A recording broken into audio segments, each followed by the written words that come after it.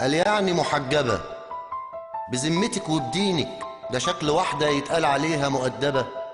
بذمتك وبدينك ده شكل واحدة يتقال عليها محجبة.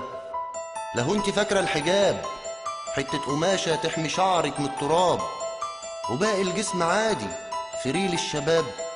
ده اللبس حاجة بقت محتاجة بوليس آداب. حتى الحجاب ليها على شعرك لما انت ناوية تمشي وتهزي حتى الحجاب ليها على راسك لما باين كل حاجة حتى ماشية ليه تتشخلعي وتتدلعي وبقلة أدبك فرحانة؟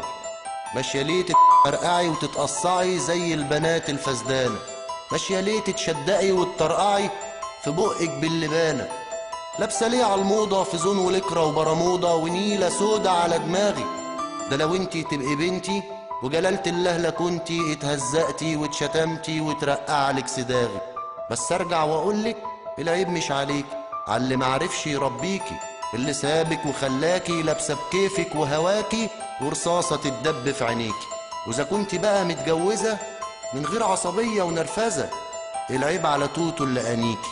لو انت فاكره الحجاب حته قماشه تحمي شعرك من التراب وباقي الجسم عادي فريل الشباب؟ ده اللبس حاجه بقت محتاجه بوليس اداب. بذمتك وبدينك ده شكل واحده يتقال عليها مؤدبه. بذمتك وبدينك ده شكل واحده يتقال عليها محجبه. قال يعني محجبه.